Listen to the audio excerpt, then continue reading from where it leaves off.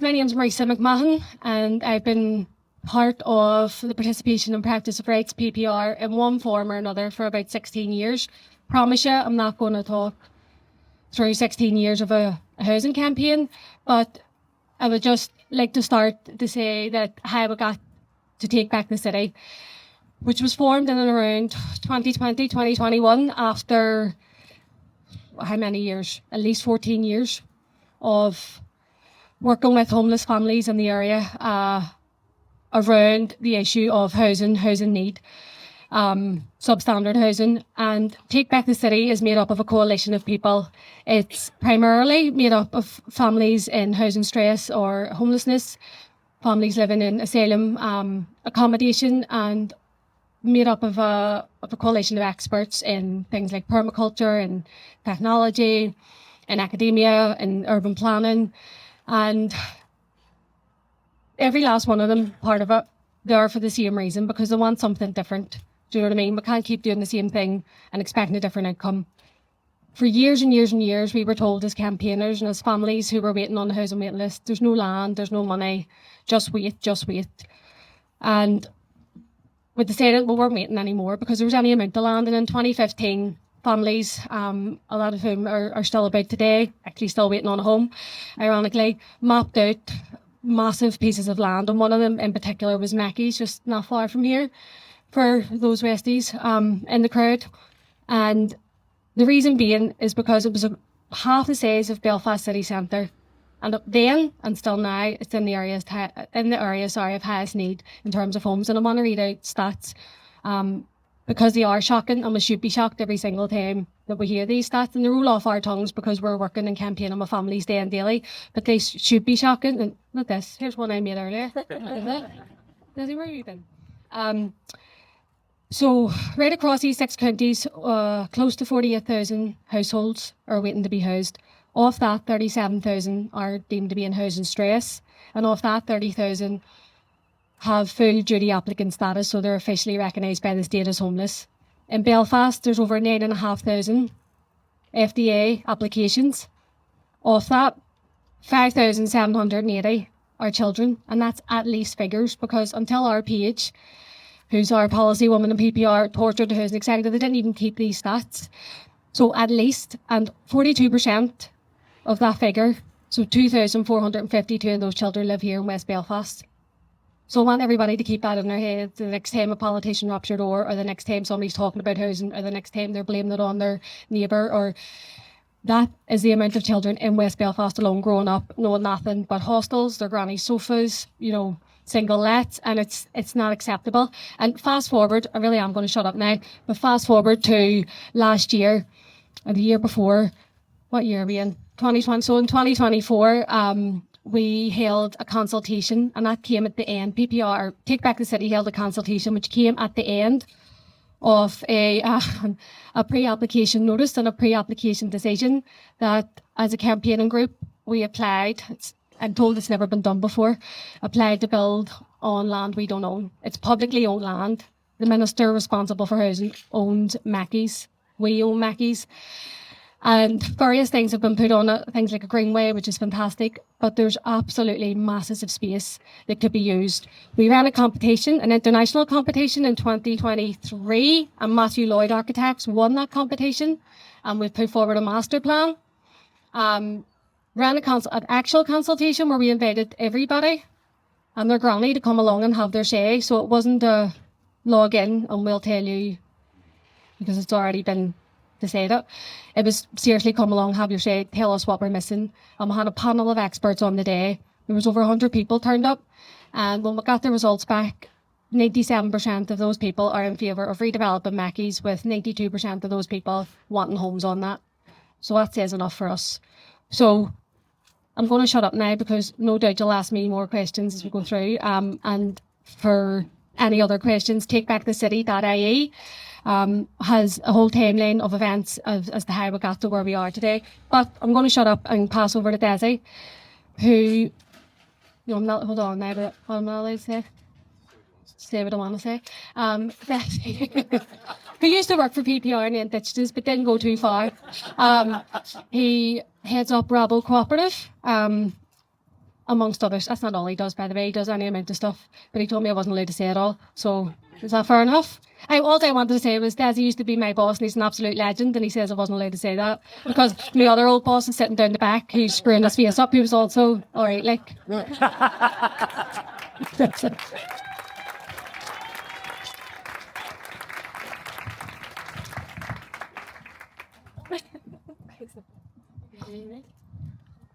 Thanks very much, Marissa. That's great. That's fantastic. Well, listen, thanks everyone for coming. It promises to be a good discussion, I hope. I have a couple kind of cheat sheet here to kind of guide the conversation, but I've been following the work of Cooperation Jackson for well over a decade now, so I don't think I'm going to need this very much because I've been down to pick your brains for a long, long time. What I'd like to do is we're going to try and only go on for about an hour or so. The heat's very warm. We can have a lot of conversation afterwards as well. Want to kind of delve into a bit of what Cooperation Jackson is, where it emerged from, some of the challenges, what are the next steps, that kind of thing. But even just to kind of kick off, Kali, in terms of your own personal politicization, I know that you're not originally from Mississippi, from California, I think, if I'm right. And I suppose just wondering, I know some of the background in terms of the Malcolm X grassroots movement and involvement there. So I suppose just pre kind of Cooperation Jackson, what were the kind of seminal moments that kind of led to your own politicization? In a nutshell. In a nutshell. Well, I was like many of you that I've heard, I was born into the struggle, actually.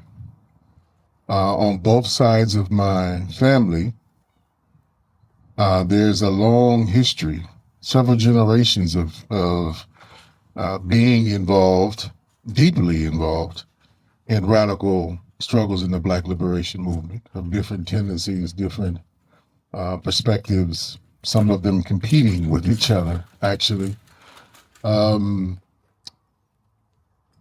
So I would say the most immediate home of my uncle, my mother, my father, they were all part of an organization called the African People's Party, the APP, which a wing of merged into the New African People's Organization, of which I was a member of for some time. But the origins of both of those organizations, or at least one of the feeders, was an organization called the Revolutionary Action Movement, or RAM.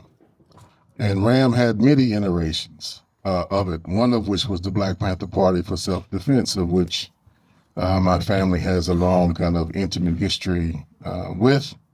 And then, various family members were deeply involved in the Black Liberation Army and the campaign of trying to first defend ourselves from the United States government, and then going into a period of just open conflict with the United States government to try to liberate ourselves from its domination and control. Now, I grew up with all that. I went to schools very much like Gluramona, and learned martial arts and learned Kiswahili and learned Arabic and things of that nature as a kid. But the most transformative event for me actually was the 1984 Olympics, oddly enough. And why that was so critical to me, I had the benefit of a father who talked to me for hours on end. Basically, he was a musician, kind of a failed musician, but a musician nonetheless. And he had built a studio in the back of our little house for himself that had all of his records and musical stuff like that. And he'd go to, in times of struggle, as I now understand it, didn't understand that as a child, he would kind of retreat off into his little music studio area, smoke a joint, and and he just talked to me for hours and hours and hours. Whether I liked it or not, he just talked to me for hours and hours and hours, captive audience. And he used to do a lot of propaganda with me, you know. So there was a part of me literally that grew up was just like, you know, my old man exaggerates. He's exaggerating. It's not as bad as he claims it is. And it was the '84 Olympics that proved to me, without a shadow of a doubt, it was worse than what he actually said it was. And what made it worse? What was the convincing point? First, like, you know, every city that the Olympics comes to, there's a massive redevelopment, a massive gentrification campaign that goes on. So that took place in LA. So that was one thing, but that wasn't what really flipped me.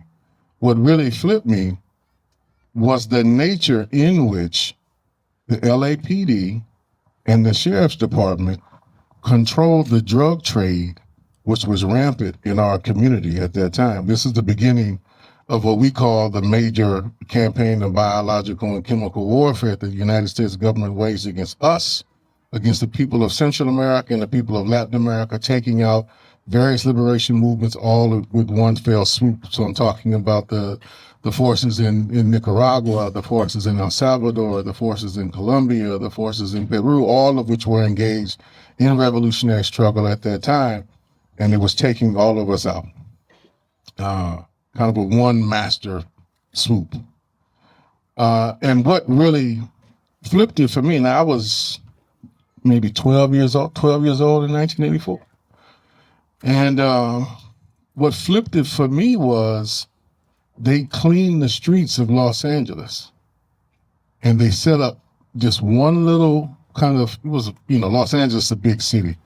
And so they had all they had created a zone basically in North Hollywood and along like the Melrose district where all the international guests, all the sex and all the drugs that they wanted and that they wanted to engage in, and that's what they do in these big international, you know, events. They created a safe zone for them to party and to play. Everybody else was rounded up and put in prison without charge for several months. And the streets were clean. There was no major violence as was starting to escalate during that period, the years before. And what that taught me was very clearly, you know, because some of these were my own family members. And what that taught me very clearly was, y'all know how this whole thing functions. Y'all know who's actually doing what. And if you want to stop this, you could stop it at any point in time. So you are allowing this to happen. You are allowing this carnage to take place. You're allowing this violence to take place. That's when it hit me like, no, I'm up against a serious fucking foe. And if my dad was not exaggerating, like, so, you know, like the destruction of the Black community that I was visibly, you know, watching every single day, I was like, y'all can stop this whenever you want. And that's when it just clicked for me, like, no. I'm with my old man, I'm with my mom, we got to take this out. We got to deal with this one way or another. That's what politicized me and just took it from being a child who was around the movement as to somebody like, no, I'm actually, sign me up. Whatever we need to do, whatever is called for, I'm ready to do. So then I think it was around 2001, Jackson Kush plan, around about that period, was it? What I'm wondering about is the formation of Cooperation Jackson. What was the analysis that led to that? So was there something missing in the existing movements that you were floating around prior to that point that you thought there needed to be a sort of a step change in activism that led to the creation of Cooperation Jackson? Good question. How would you really answer that? So Cooperation Jackson wasn't really born, I want everybody to know, until 2014. But the thinking behind it goes back to about 2001. And the big shift in that was actually September 11th. And recognizing that the political program that our organization and the movement have been involved in, I would say roughly from the late 1980s until 2001. It was a immediate occurrence that program is not going to work anymore, and that we had to make a shift. Now, mind you, to give you all some back history just a bit, the organization that I was a part of had been labeled a terrorist organization, not by official designation, but by popular media claim a lot in the 1970s and 80s. So when Assata Shakur was broken out of prison, and when Matulu Shakur was on the run, and other cases that I can say, they would often say, you know, these folks are terrorists and terrorist organizations. I grew up with the FBI raiding my house several times, looking for different people, arresting my mother, putting gunpoint at her head, all those different things. And so we knew that they were going to use terrorism in a profoundly more dramatic and drastic way from that point forward. And so we went through a period of trying to figure out how do we not give up our politics, but we can't use the same language anymore, because that will be designated as terrorist language. So we went through a period, maybe about 10 years, from 2001, I would say, to about 2000, to 2011, 10-year period, where we were playing around with different terms. So instead of saying revolution, we were saying radical transformation or other little jargon or whatever, you know, it would change every so often. You know, we don't like that term. That sounds too reformist. So, you know, we would come up with something else. And we kept on experimenting. And then eventually we were just like, all right, look, we just need to start using our language again. But there was a period where we were trying to adjust and come up with a particular program. And out of that, within the Malcolm X grassroots movement, came a 5-year program where we had to really refigure. And so you understand, one of the major things that we had taken on, I was in South Africa, to tell a personal story. I was in the Republic of South Africa on September 11, 2001. I was there for the World Conference Against Racism. And I was given the charge of the organization to really organize youth. I was running a high school at that time, developing a high school, the School of Social Justice and Community Development in Oakland, California. And I had the charge of working on reparations, right? And there was a massive global campaign around reparations in various forms. There was the Jubilee campaign. There's a number of different things of, you know, from liberal to radical iterations of it. And the other one was around our political prisoners, prisoners of war, and political exiles. And that in particular was my focus, you know, in building relationships with international actors. And so that's where, for me, it was through that process, built a real close relationship with the Afro-Venezuelan Network, and through that, a bunch of other Afro, you know, radical revolutionary organizations in Colombia, in Peru, in Bolivia, and Brazil, all throughout the Caribbean. And we had made some significant advances in getting several other countries to adopt the recognition that the United States officially had political prisoners. Most folks have never been willing to touch that or to acknowledge that there are political prisoners, in fact, in the United States. Still to this day, that's, you know, most countries won't touch that. But we got several countries to officially, to our face, and put in writing so that they would do that.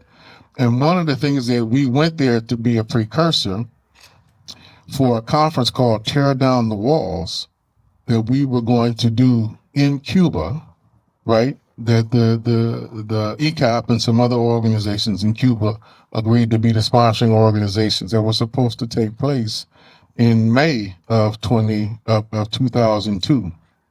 And the first thing, why I'm personalizing is the first thing I remember,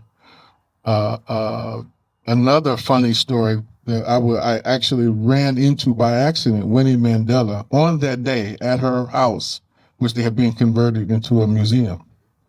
And she remembered me. She had met me when I was like 19 years old in Los Angeles when they were doing their little, I don't know, as I grow older, I have less appreciation for their tour, but she was on that tour and I just got to meet her once. And she remembered me. And it just the mind of this woman, the revolutionary discipline, she remembered. She didn't remember my name, but I met you in Los Angeles. You were here, you were there, blah, blah, blah. And I was like, okay, how many times we tried to kill you? Your memory is good, very, very good. But it was one of her security guards who poked me and said, you need to pay attention to what's going on in the United States. And I kept telling him, I'm with Winnie Mandela. I can give a shit about what's going on in the United States. And he kept poking me and he's like, look, you need to go look. So eventually I went and looked. And I kid you not, my first instinct and what I told him, this is September. In August of the same year, a good friend and comrade, Boots from the Coup, the group The Coup, they came out with an album called Party Music. And the original cover of Party Music was him and his DJ at the bottom cover, and they had the Twin Towers blowing up, right? And so this is basically not even a full month from the release of his album, which, I had a personal copy of he gave. So I saw the video, and I'm sitting there thinking, oh, that's my boy. That's his video. That's his video. And he was just like, no, that's not his video. So I was like, no, we rap, we do some things, that's his video. And so I'm talking to him, not paying any attention, and then the first one falls down, and I was like, oh, that's not his video. It's something different, right? And so I was like shocked. And then the first thing I remember occurred in my head, our political prisoners are never getting out. That was the first thing that popped in my head, like, shit. That's about 10 years of work that we put in to raise this campaign to this point that basically just came to a complete halt because the United States government is not going to, we're like, they're not going to give any inch at that point. And that is what prompted all of us to kind of like rethink what we were doing. And we had to make some critical choices. Not all of them I agreed with, either then or now. But we learned some very critical lessons in that point. And I think one of the beautiful things that came out of that, despite all of the hard work that went into it, is really focusing in on a deeper way of doing community organizing and taking up the challenge of trying to organize the productive forces and be a catalyst towards raising them ourselves. That was a critical thing that gave birth to Cooperation Jackson during that period. But I'm telling you the long story, so I don't want you to think, even though we started officially in 2014, the genesis of it was 2001. So there's a 13-year gap from one point to another. And then another critical piece within that was one of the catalysts of that struggle during that period in 2001. We started a fund specifically to buy land, like in the territory, with our own resources, and people put in the agreement of everybody who was in that collective was that you had to put 5% of your income, whatever your income was at a particular time. We all made an income to put 5% of our income specifically in just that fund. And this was just when I mean fund, it was just a bank account that we all put money into, right? No special IRA or none of that other crap, but just a fund of like, you put in money, and we literally just sat on that money for a decade. And that's how, that's the real genesis story of how we got started in part. And can you maybe go into exactly not exactly, but around about the program of Cooperation Jackson, what you're trying to do? Let me try to give a short version. Look, we are trying to liberate our people. We are trying to catalyze revolution in that empire, right? And dismantle the U.S. empire, which from our political perspective is a prison house of nations, right? And we always like to bring home to folks that the United States is the preeminent settler colonial state in the world. Don't think of it as something that's just natural or normal. Every square inch was conquered and colonized and, littered with the blood of indigenous people, the blood of African people, and the labor of both, but particularly the labor of enslaved African people. That's what that place is. And then it extended itself and grew and colonized Hawaii, colonized Puerto Rico, Guam, etc., right? And then created what they call this democratic empire, the empire, quote unquote, supposedly of the willing. But you don't have 800 military bases and then call that willing. That is just deep propaganda that somehow they get away with, only through the force of arms, let's be clear. But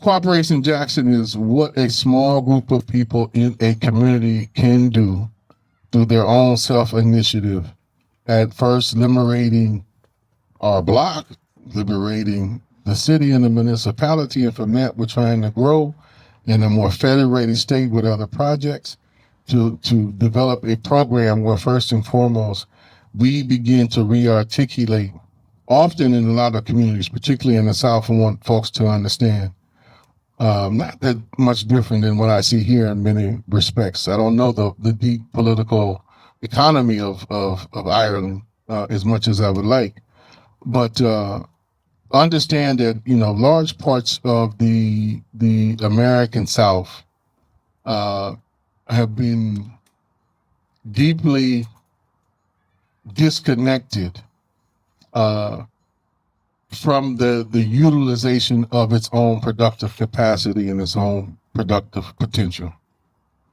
And that, like in Mississippi, for instance, even though a lot of the land is extremely rich, the United States government pays farmers to not grow food as a means of controlling prices on a global scale of certain commodities, right? And the nature of subsidies. So the largest thing that is actually grown now in Mississippi, the single product, is actually trees. It's a net exporter of wood now. Well, I see you all, like the massive deforestation.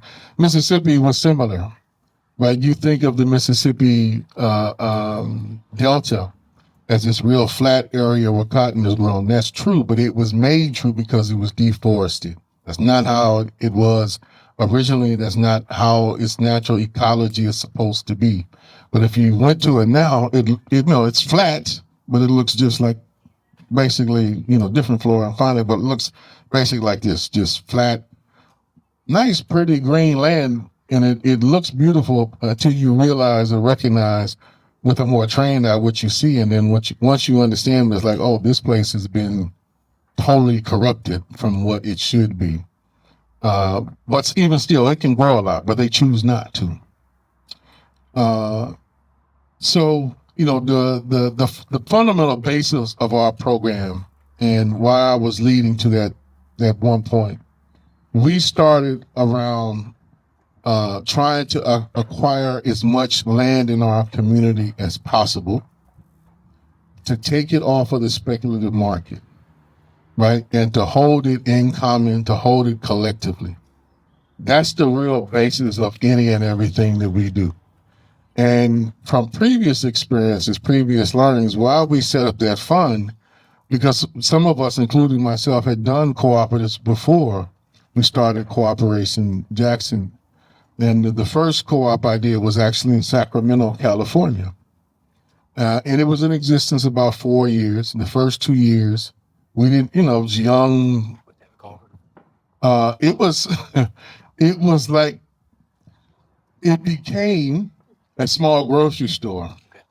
It started just with 6 people who had no business plan, we just wanted to do something in our community to serve the community. And so we kind of started with like a cafe space and cultural space, and we would throw parties and rap exhibits, and we bought a bunch of equipment. Some of us had equipment already. We were producing records, and a group of us had started at UC Davis, the college I attended, at the radio station called KDVS. We had started there, working as a group and collective. So we kind of brought those practices, and it wasn't till like 2 years of figuring out, from like busting our ass, like I figure out, okay, we can make this profitable, quote unquote, like efficient. And as soon as we got to the point of really earning enough to both pay ourselves, pay the utilities, right, pay the rent on a consistent basis. As soon as we did that, every 6 months, the landlord started raising the rent. So we started working for the landlord, not working for the community. And at that point, we were like, okay, but I walked away with that. I'm like, I'm never going to rent anything again, legally, at least collectively. So Cooperation with Jackson, it was two of us from that experiment which helped to start Cooperation Jackson. And we brought in like, we're never going to rent anything again. So the beauty of what we did through that saving and some other ways of accessing resources, we've been able to buy, over 52 lots now in our community that we own outright, completely outright. There's no bank note, there's no mortgage, there's only do we pay insurance and we pay taxes. That's it. There's nothing else that now there's a benefit in that we own everything outright, but then we at a stage now that owning everything is actually a bit of a challenge. Because what that means in the standard capitalist market within the United States, we now need some resources to like build, you guys I know want to build a new facility here, but we're trying to do some of the same thing. And so we went to some commercial local credit unions and things that should be operating in cooperative spirit. We went to them first, and they told us we didn't have a credit history. So we couldn't get a loan. And then, the next thing, but that was just really a setup to like, well, we'll give you money if you collateralize your land.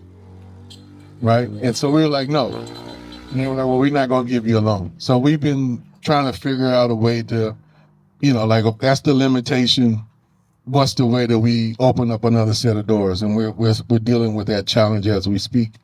But owning the land enabled us to then do a bunch of what we call, directed co-ops. We don't do co-ops in the way most people, at least in the United States, do co-ops. Most co-ops in the United States are at this point, niche organizations, niche businesses.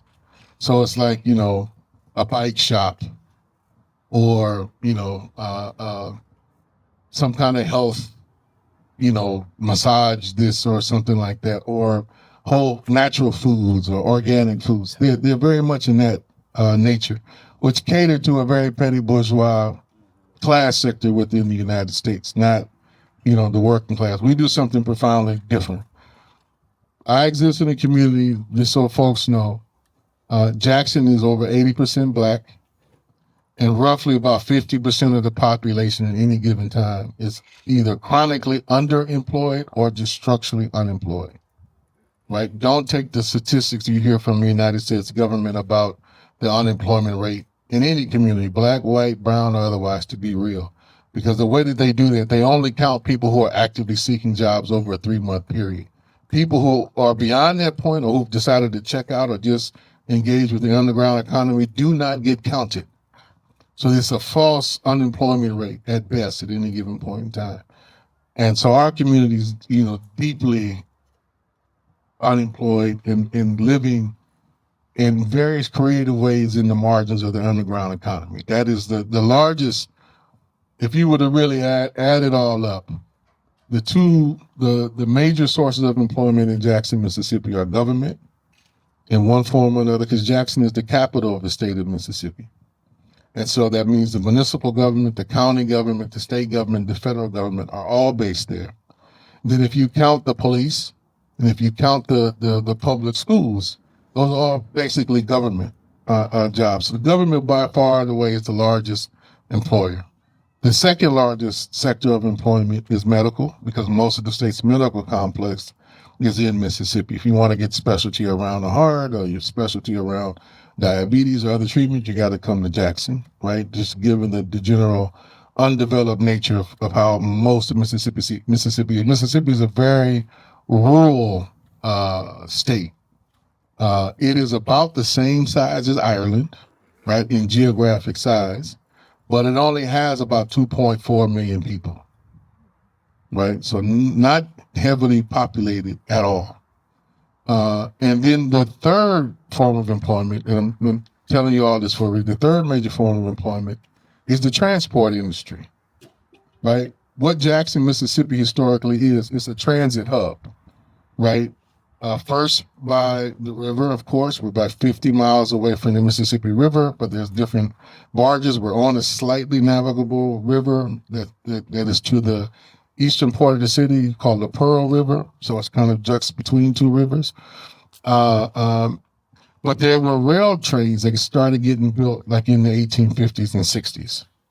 The original capital of Mississippi is Natchez, Mississippi. That's where my ancestors are from. So I have folks who go, my family can trace its history back to Natchez, Mississippi from its very founding. And then following the trucking and transport, speed up a little bit.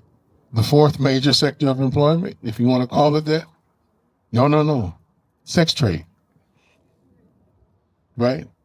Is the sex trade, sex work in various forms. That takes the folks working in trap houses, folks working on OnlyFans, folks working in all of the strip joints and strip clubs, and then all the side work that comes off of those, primarily servicing all these truckers and transport workers that are coming in and out of town. So those are the four more largest forms of employment, quote unquote, in our community, right? And there's never really been any major industry other than the transport industry. Jackson has never made, cars or anything of that nature. There is a car factory now, which is 20 miles up the road in Canton, Mississippi. It's a Nissan Renault plant, which technically, that plant, when you step into it, you're technically in Japan,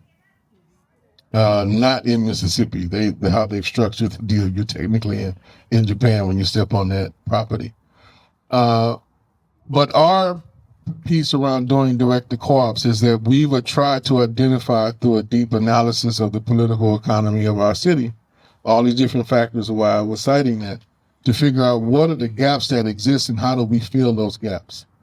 And we're not trying to fill market gaps, we're trying to fill productive gaps around what do people need to meet their basic, needs, and then build towards that way. So food sovereignty is a very critical one for, not just for that, but for other kind of strategic needs. And then we've been trying, and it's a struggle, to meet our own kind of small scale industrial capacity, and that's why we've been engaged in this experiment to do community production, right? Because we want to relocalize not only the economy in some particular ways, but we want to relocalize the supply chain and the value chain. So that's a very critical piece that our program has been based upon. The last thing I'll say, a lot of this grew out of the collective experience and analysis of the Malcolm X grassroots movement following our work in Mississippi and Louisiana after Hurricane Katrina. And that also sharpened up our analysis where we realized at that point, climate change was here, not something that was going to happen in the future or something that was coming that was already wreaking havoc. Most of the destruction, at least in the South, was going to be in Black communities, just in part because of where they historically had been placed. So I've been wondering, looking at some of the maps, hopefully I'm wrong, but it looks like the British kind of constructed this neighborhood for it to be a very strategic ghetto so they can kind of contain people, right? And control them militarily. That's what the look at of it from my somewhat trained mind. Okay, so I thought so to a degree. Okay, so Jackson has some of those very same elements. And so one is like trying to capitalize but break out of that very intentionally and redirect that. But the other piece is that we said from Katrina created to, or at least unveiled to us, that the United States had basically, at least as it related to Black people, entered into a space of disposability, meaning the period that existed roughly from the mid 1970s, I would say, to the early 2000s, was a period where mass incarceration was the main way by which the U.S. imperialism sought to contain the Black radical movement, but also the sectors of the Black working class that were being dispossessed by automation, right? And just making useless to the productive process. So they were warehousing us for a while. 2005 was like the warehousing piece is over, and we just don't give a shit if y'all die, right? And that's what that really revealed to us. And so a large part of our program was on the anticipation that, we have been arguing, anybody been following us, me in particular, I've been saying the United States is ripe for a civil war. I've been saying it for a minute. And people thought like I was being hyperbolic. I'm like, y'all don't, if you come and you live in Mississippi and you live there for a while, if you come and live in Mississippi, the veil of what the United States is will quickly be removed from you. But if you just live in New York or California or on the coast, you live with the liberal illusion. Most of the empire is not liberal like that. It's racist as hell, right? And you see that it's the last kind of 25 years, there's been a deepening and growing antagonism with kind of the liberal bourgeois center that the Christian right and the far right, they've been trying to steadily destroy because they turned against the United States government. Once the United States government was forced, like in the 1950s, 60s, and 70s, was a brief period where it was forced to acknowledge that Black people, Latinos, indigenous people, at least had to have some semblance of equity and equality within the framework of the Constitution. So they had to include us to a limited degree. And the second that they did that, a large number of, mainly white petty bourgeois folks, not the white working class, to be clear, they have turned against that program, the narrative, in the state. And that's been made very abundantly clear in Mississippi for a long, long time. So living in Mississippi, you don't have any illusions about, these people want equality. No, they don't. That's not what this is about. They were forced to deal with us for a period of time. But as you see right now, like with Trump, ending diversity, equity, inclusion, he can enforce that through the state. But Target and all these other corporations, they don't have to comply. But they chose to do it real quickly. So that just lets you know at a certain level, the second that they could go back to, various forms of discrimination to improve their profit margins, because that's what that's about. Right, to segment the labor force and pay one force cheaper than another, treat one a little worse than another, they will go back to it. And that's where we're at. So we try to build a program ahead of time to anticipate that something like this was coming and to be ready for when food will become a weapon. And part of this was also like a deep study of forces like Trump. So this stuff about tariffs that he's been doing, Trump has always believed that. This is not new for him, right? And even though all the economists in his camp have told him, you shouldn't do that, this economy has been built on that, that's what he fundamentally believed, right? And that's a major contradiction that he is kind of enforcing on the rest of the world to a degree. But the critical thing that us knowing that, but also the way in which a large sector of what you would call the MAGA movement, they are very serious about deporting as many, particularly Latinos, from the U.S. empire as they possibly can, at their own detriment. And what do I mean by that? They're not going to go work in the fields right, to produce food. They're not going to do that. They're not going to work in some of the shit manufacturing jobs that still do exist in the United States. So, it's like it's a position not married to reality. Like, so if you want cheap food, this cheap subsidized food, you're dependent upon this super exploited labor force. If you get rid of it, you won't have that cheap food, right? And you won't have these others. So we tried to very consciously, like, when they get to that point, there's likely two things that's going to happen. The first is going to be the initial shock and all the prices rising. And then the next one, y'all mark my words, is already starting to heat up.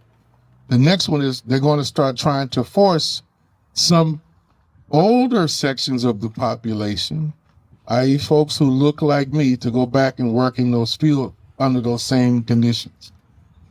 Like, that is the only real option they will have, other than forcing other folks to go into the field, because ain't nobody going to do their labor. They're going to have to force somebody to do their labor under those terms.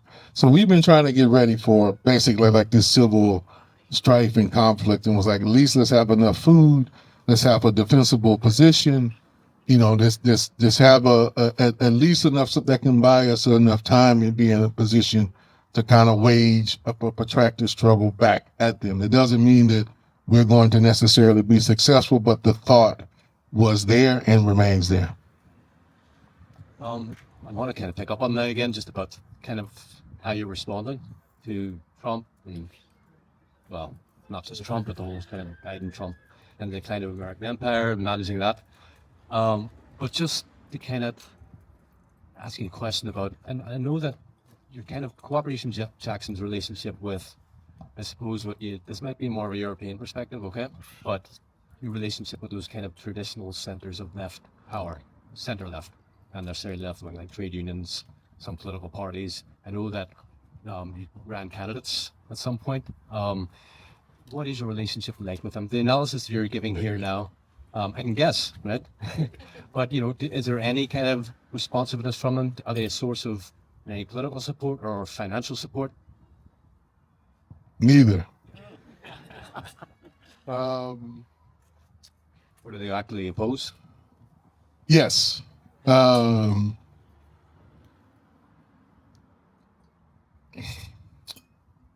gonna be delicate here, but also try to not mince words.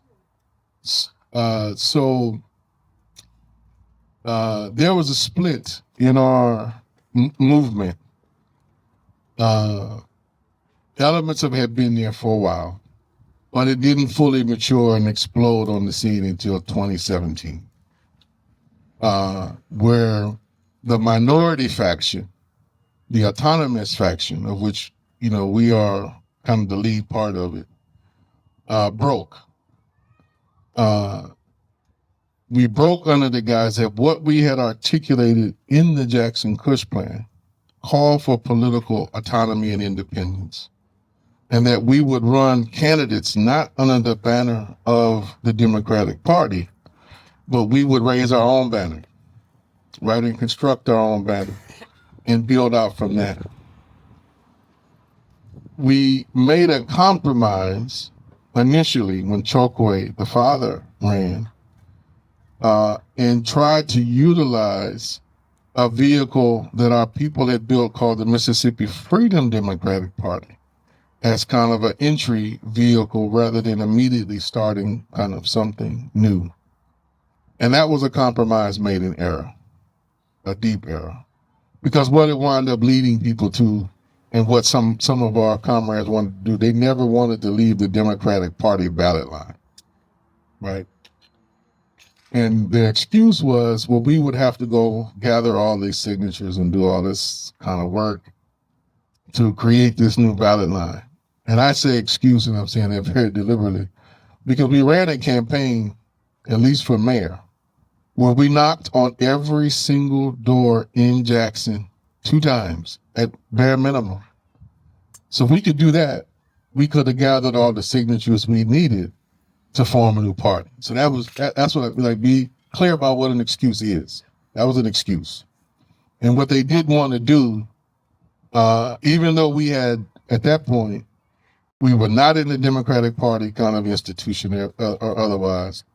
They thought they could access resources from the Democratic Party, or at least not be excluded from them, and wanted to have a association with them. And so the split was about the compromise is y'all have clearly deviated from that and just joined the Democratic Party camp by 2016. That became abundantly clear. And we were arguing that we're not going to support that. We're not going to do that. And so, there was a rupture. There was that split. Now, that phase probably has come to an end. Chokwe Antar, who was Chokwe's son, wound up being mayor for 8 years. He just lost a month ago, and he lost badly. And more than likely, sadly, he's probably going to prison for a corruption charge. The FBI, like almost every black mayor, they ran some entrapment scheme, but he was on the boat. They got him on video, taking a bribe, blah, blah, blah, blah, blah. So they got him, even though they set everybody up, but you should have enough foreknowledge to know that that's happened. Your father defended half of those people because his father was a lawyer. He's a lawyer. Anyway, so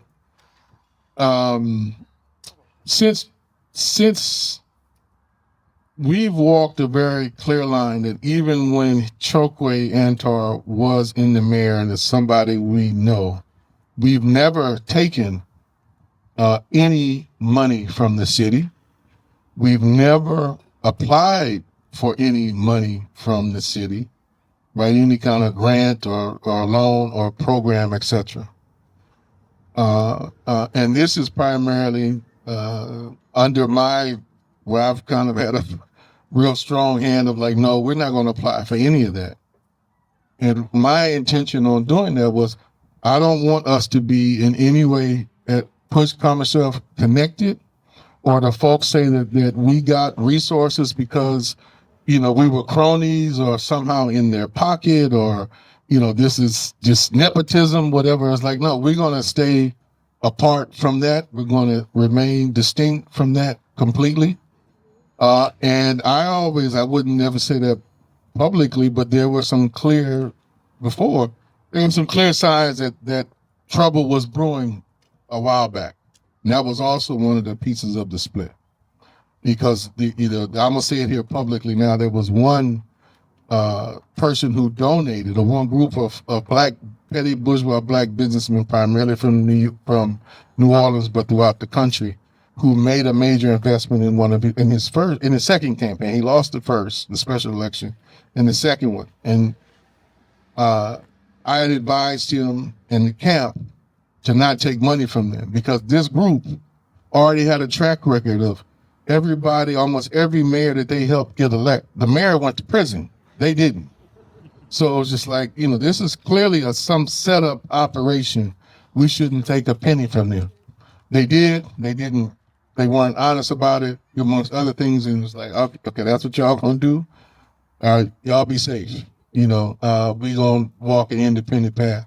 And we did that knowing that the vision that we articulated in the Jackson Kush plan, the implication of that was that we would, in part, have at least access to municipal resources to move at scale, at a much larger scale. What you see Cooperation Jackson doing is a kind of fallback position of saying we cannot achieve that scale because we don't have access to the municipality. But that's fine, right? And to me, on a certain level, if I had to do it all over again in being instrumental in part of those processes, I think we actually made a mistake anyway, and that we got into the electoral arena because it was similar to the campaigning we knew how to do. We stuck with what was easy and what was habit to us, as opposed to like doing co-ops and doing that, which would have taken longer, right? Would have been much slower, what would have been much more closer to the base in the long run.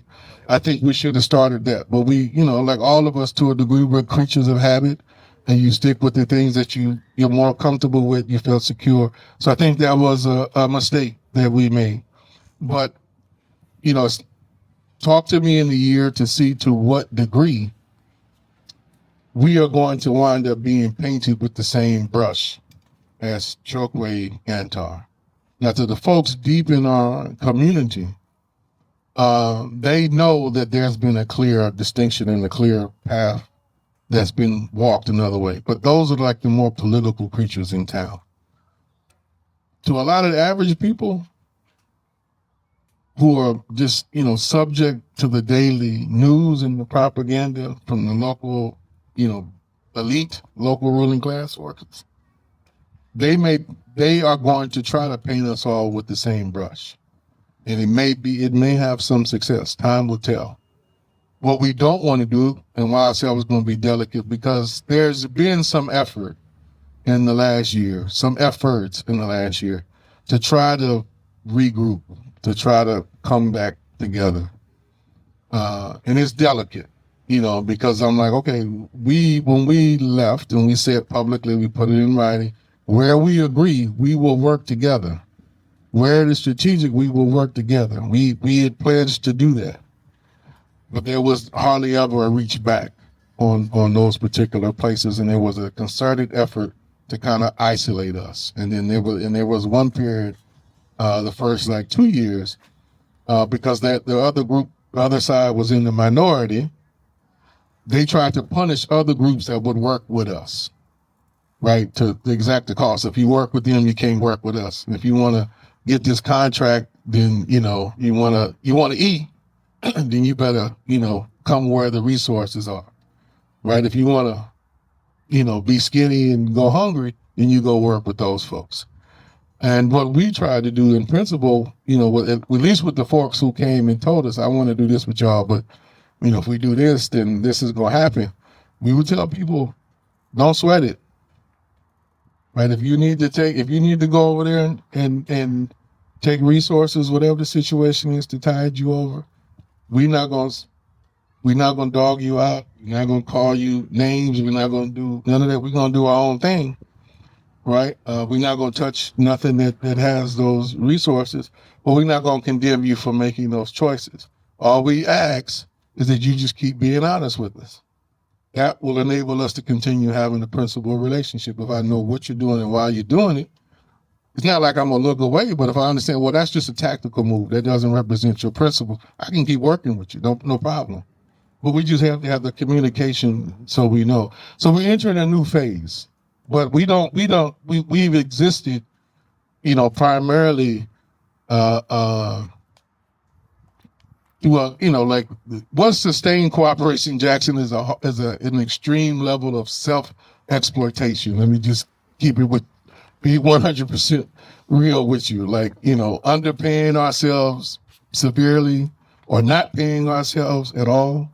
Like the first 4 years, even though technically I was the executive director of the organization, the position I still hold in title. The first 4 years, I didn't get paid a penny from the organization. I raised money for the organization, but I didn't get paid a penny for the organization. And that was a strategic decision that we had made. Because of other things, other contexts, other places I worked, I was like, I can provide for my family by doing other side jobs and side hustles here and there, to make ends meet, to just get us to a particular point.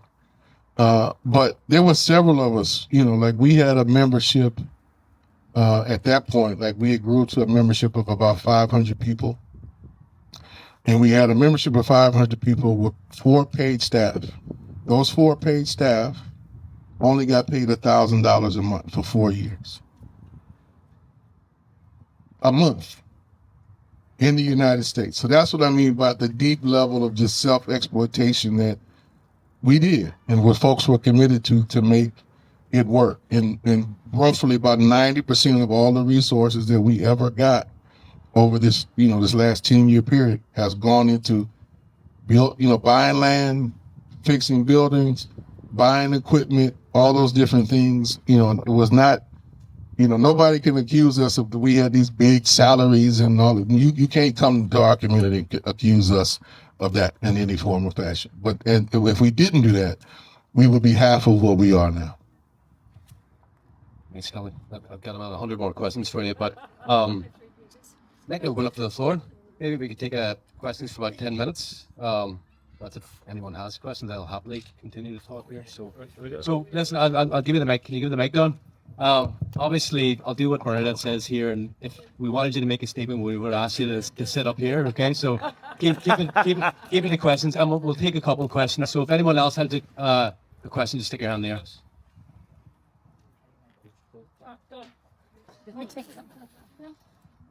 I was hoping to be an anonymous face in the crowd. I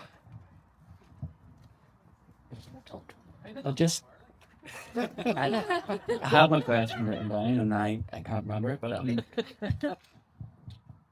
does your organisation have an analysis of what happened with the People's Food Programme in California in the 70s?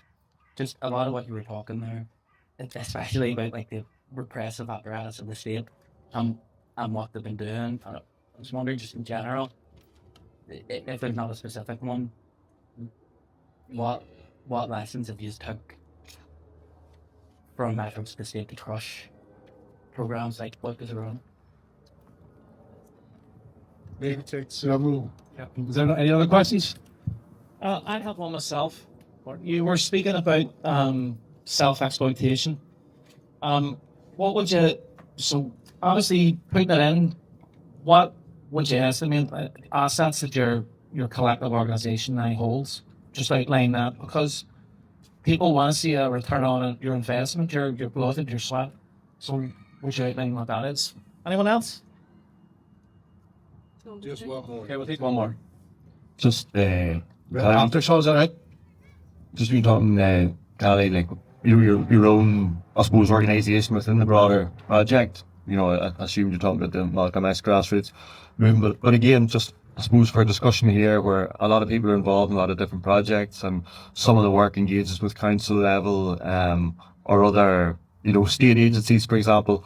I just made me think of, remember a Chilean asking me in terms of work we're doing, okay, I can see your organisation, see who it is, but who's actually really behind it, who's really your address, the people that are driving that. So I suppose just a question of, beneath this, understanding about your own movement, but maybe the importance of that, I suppose a very perhaps small committed core of people that are involved in driving a much longer or larger project forward, and if there's particular training or education around that for that kind of committed group to, I suppose, be at the core of the things that the public might see, but with all the threats you're up against, AI and all the rest of it, I suppose the importance of that also being a little bit less in public. Have you got those, Kelly? Okay. Yes. So to the first question,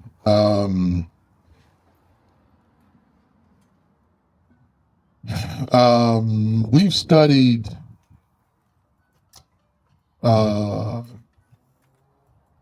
almost everything we can kind of get our hands on around U.S. How would you say it?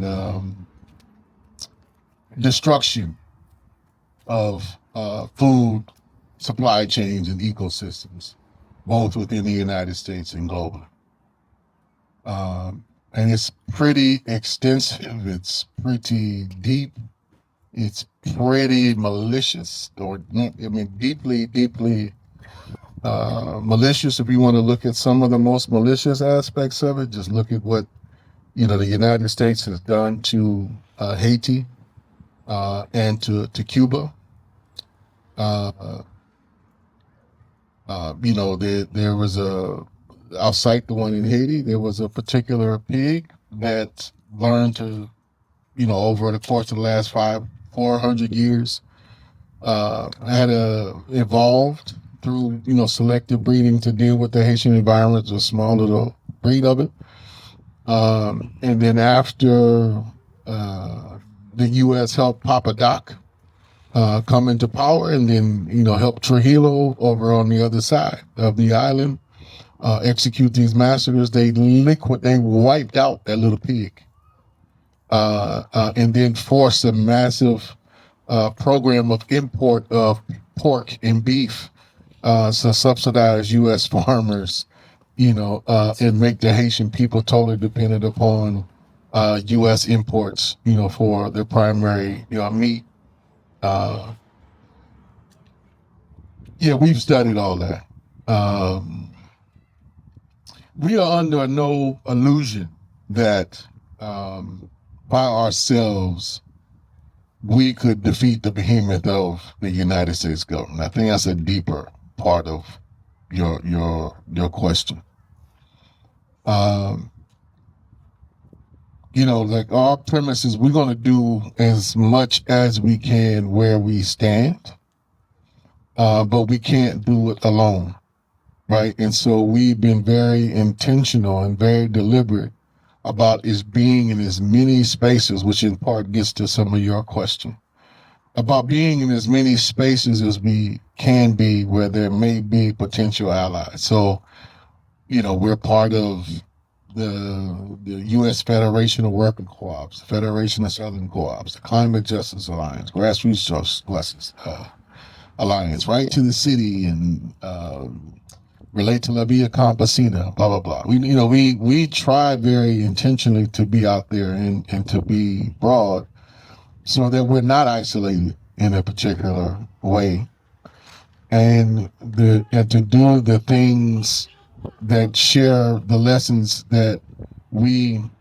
have gained to others, so that people can kind of take that and create projects similar to ours in other places, so that we can federate and create our own supply chain. And we've been very intentional in a project in doing that we helped to develop called the People's Network for Land and Liberation as our own particular type of experiment with folks who are deeply programmatically, principally, and politically aligned, right? Not just, most of those other coalitions are very specific to an issue like the Food Sovereignty Network or climate justice. Well, we find some comrades in there, but not everybody who firmly believes in what we believe in, nor are they required to in any form or fashion. But that one is a much more highly aligned with us, and very particular in trying to break isolation, but also to demonstrate and practice another model of doing things. A deeper proof of concept, not in a market sense, but to the left, right? Like, we need to do some different things than what we've been doing, to gain some traction and to rebuild a political force that has the capacity not only to challenge this beast, but to end it, right, over a period of time. But we're very mindful of, what the U.S. government or what the Mississippi government could do if they wanted to. I think the what I've taken from my own experience from your first question, is, borrow from Fred Hampton, you can kill a revolutionary, but you can't kill the idea of the revolution. And so our primary thing right now is like, let's propagate as much of our experience as possible so that others can learn, particularly in this period with the ascendancy of fascism on a global scale. Like, they getting out, we need to get out, right? And why are we here? We're here to be in comradeship with folks and to build a new international, not just talk. And, like y'all are pretty wonderful human beings, but I want deep comradeship, at the end of the day, where we do practical things with each other to transform the world.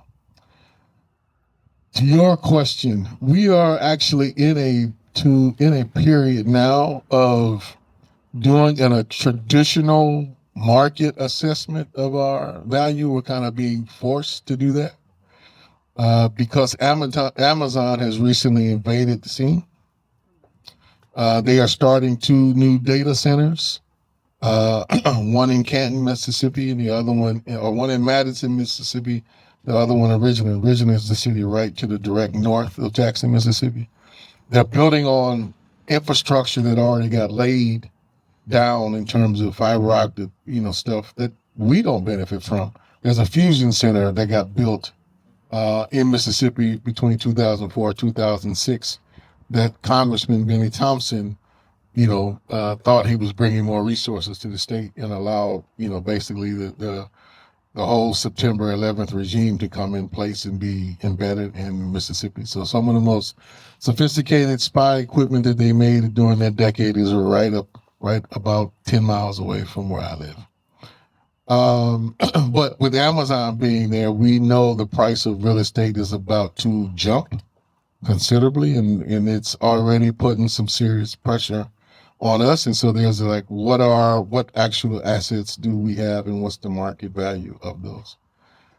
I would say if you add everything up, you're talking roughly about, I would include like equipment, improvements that we've made, probably about $7 million in assets. Community wealth building? To a degree.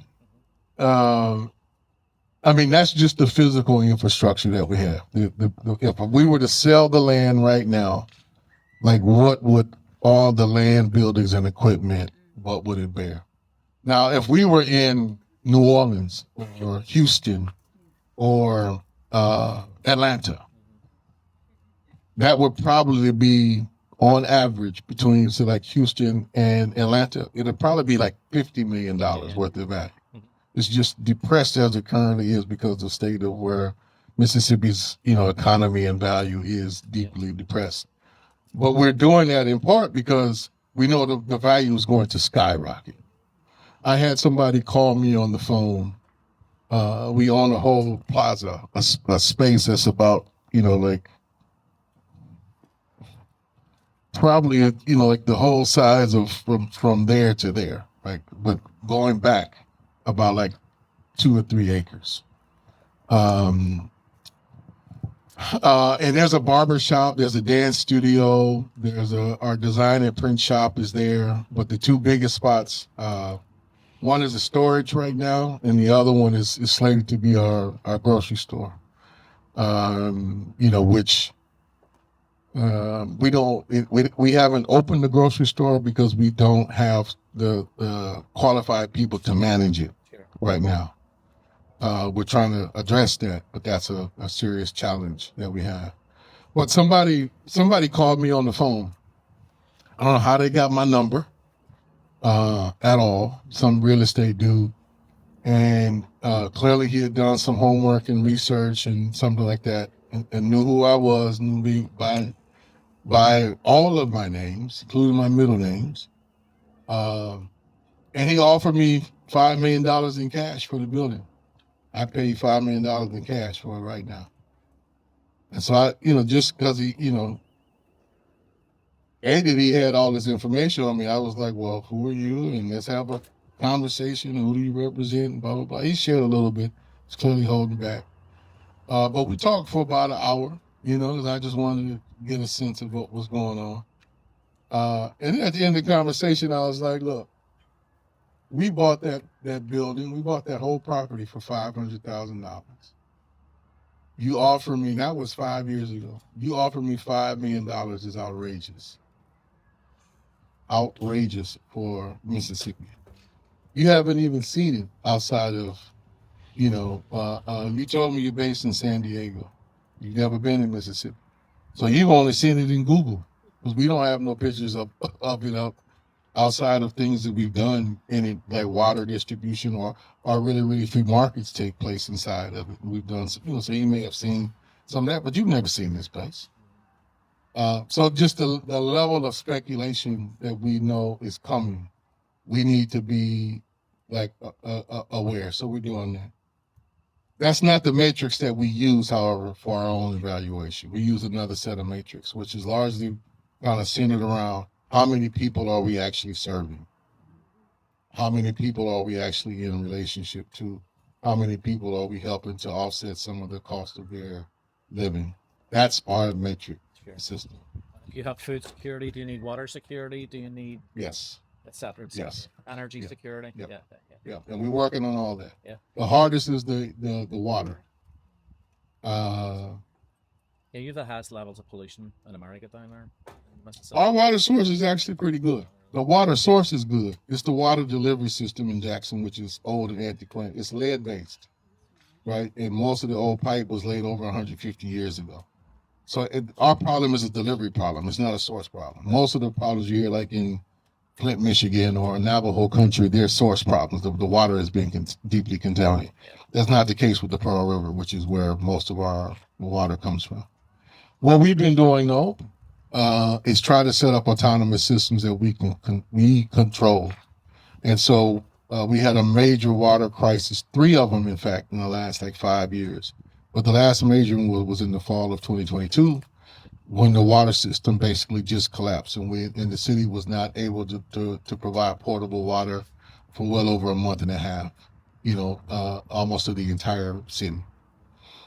So people were just buying bottled water. So we started a water sovereignty campaign, where that campaign basically is now all of our major facilities where there's either a land project, like we're growing food, or there's we have a housing, 6 houses in a housing co-op, and then all of the commercial buildings. All of those have an independent water source now, their own water tanks that's largely provided through catchment infiltration.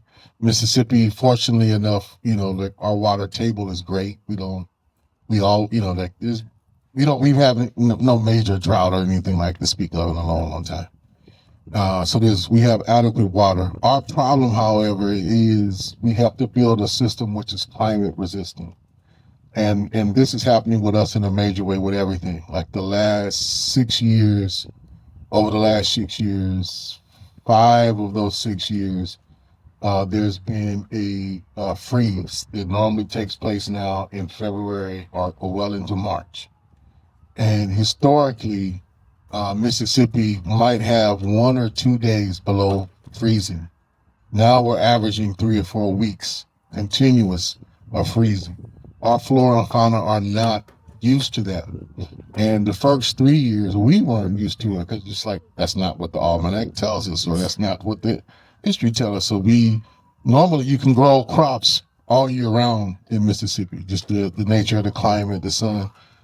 We lost 3 whole crops 3 years in a row, just, not being prepared, or we hear a freeze is coming and we couldn't cover up everything fast enough, or didn't know how to do it initially.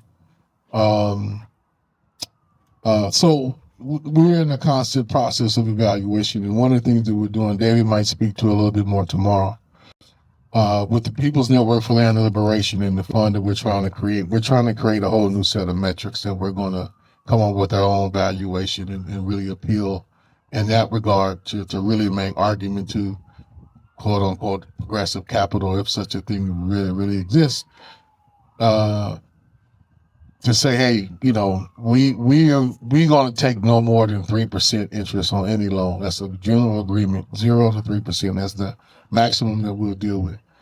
But to offer folks, a set of matrix similar to what I said, these are how we improving the quality of life. This is how we're doing this. These are the metrics. These are the things we want you to evaluate us along those lines. Check back with us, I think, in about a year. We have our own. They're being refined, collectively, I think, to the betterment of the overall network. But I think if somebody wants the market piece, we ask somebody who doesn't know us to just come in and do a market piece, and I'm already pretty shocked by what they're saying. It's far more valuable by their own matrix than what I personally kind of thought it was. But they're not finished with their report. So I'm not going to give you a false answer, but it's more than I thought. The point is user building. Yeah. So much so, let me say this. Capital is so vicious that they could take our program and use it to sell gentrification. So if you come to Jackson now and you go to the city website and you go to some of the brochures, They have art pieces about like our neighborhood, right? The graffiti and the murals. Those are now selling points to say, see, this neighborhood is safe. It's clean, or it's been cleaned up. You know, they have these murals, they're not defaced. So you can, this is a new field of investment. That's literally what they're doing, right? As opposed to like, that's not what we did that for. Neoliberalism again. Program without our politics. Our program without our politics. So, you know, we are being employed against our will to promote capital coming in and investing in this area, right? Totally against our intent, and they know that. So this is a promotion by former comrades who, you know, in order to sell Jackson, right? They've used something without our permission to lure in investment, you know, or try to lure in investment when it's like, y'all know better. They might not give a shit, but y'all actually know better. Which gets to your point. The knowing better. You know, it's interesting. Do we have an internal training program? Absolutely. No question. Do I think it's sufficient to meet the moment? No. And one of the biggest challenges that we have right now internally is keeping up with the work, trying to advance certain elements of the work, is not leaving enough time for a deeper round of consolidation with some of the young people in terms of just straight political education. I see it and I feel it pretty severely. And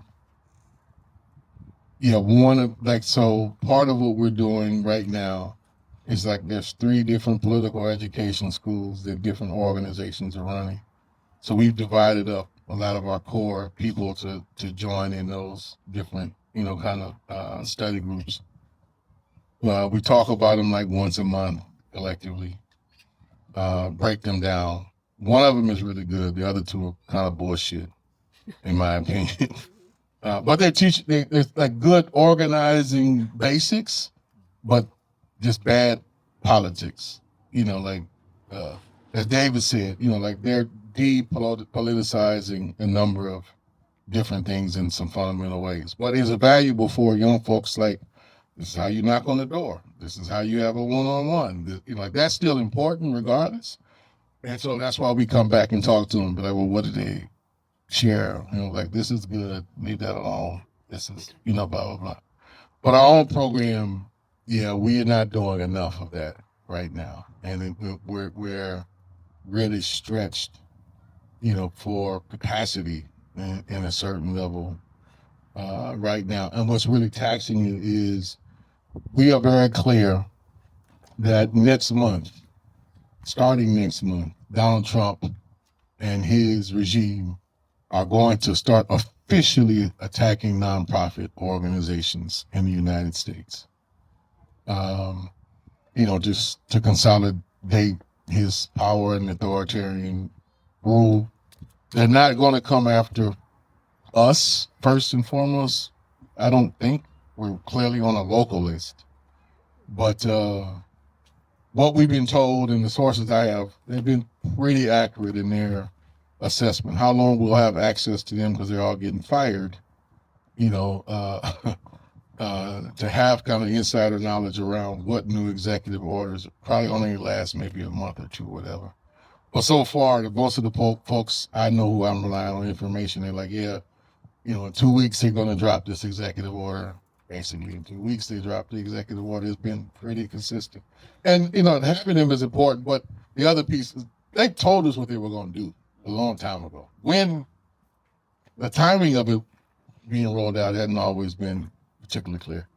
There's no mystery what they're planning on doing. I don't know how people didn't think 2025 was real. That was just deluding themselves or whatever the situation is. He's following it pretty much to the letter and just putting some of his own wrinkles and stuff on. And it was his people who constructed it anyway, right? So a large part of this year has been both wasted. I'm gonna say it.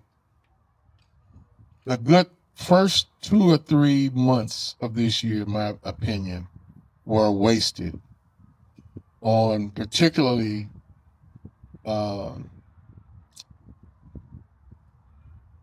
David, help me out. What's the word? I'm not trying to dog our people out, but Bullshit, right? no, it's just I'm trying to be kind in the sense of what I see now is folks were hoping it wasn't going to be as bad, at least as I was saying it was. Because I've been one of these people, the sky is falling, the sky is falling, the sky is falling for years and years, and people are like, okay, you're crazy, you're just paranoid. And now it's like, I told you, I told you.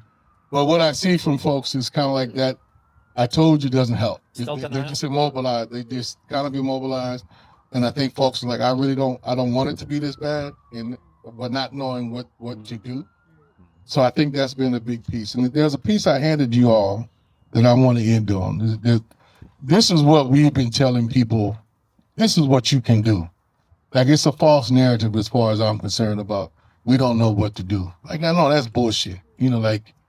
And we need to draw the thing about folks in the United States in general, like my mother's generation, which was the last generation, to experience formal segregation. They're ready. Like, they're not shook. Okay, this is just how it was before. And, there was democracy for white people and fascism for us. That's what the nature of how they operated. We ready. I see that in a lot of older folks, but folks like my age and younger is like, what do we do? What do we do? What do we do? And we're like, some of us like, yeah, we know what to do. We get a long history of doing it. And then I think we also have a benefit of there's a lot of folks in the United States from Latin American countries who survived the authoritarian fascist dictatorships that the United States put in place. So it's like we got resources around us. If we want to build community, start talking to people who lived under Pinochet, who lived under the junta in Brazil, we got them people. They are here, right? The challenge now is to build a relationship and learn from how did y'all survive that? How did y'all organize it? Because it's not like, people kept organizing. That's how they wound up being defeated in the long run anyway, right? Like, we're going to have to employ some of the same methods. We're going to have to employ some of the same things. But we're behind in our education on that. Because now the last 2 months has been, all right, I think at least amongst our crew, people are like, yeah, okay, they're coming. We fully agree with you. We now see it in writing. We believe it. Now everybody's scrambling to we got to now shift this and do that. So we're doing a reorganization that is taking a lot of time internally and getting people, prepared. And one of the things that we're going back to, I will say this publicly, this is the last month that we all get paid. So after this month, I'm not going to get a salary from Cooperation Jackson. And that's intentional. To eliminate that from being a threat of them taking it away, putting whatever little resources we have in little places, in little pockets, and our little squirrel stash nuts kind of thing. That's what we're planning on doing. Just like they're coming, there's nothing at this point that's going to stop them from coming. How do we best get prepared to deal when it comes and not be shocked, not be surprised, not be caught off guard? That's where we're at. I think we're starting to do a decent job of that, but I still don't feel like there's a sufficient level of grasping reality and the political education to go with it, to be honest with you. I think we're still lagging behind that. I think we're going to wrap it up there. I'd just like to say thanks everyone for coming out today. That was an excellent conversation. Dan, I think you're staying around. We're going to have some more conversation, hopefully. It was that good. Marissa was so uncharacteristically quiet there. It was unbelievable. It was great. But give a big round of applause for Kali, please. Thanks.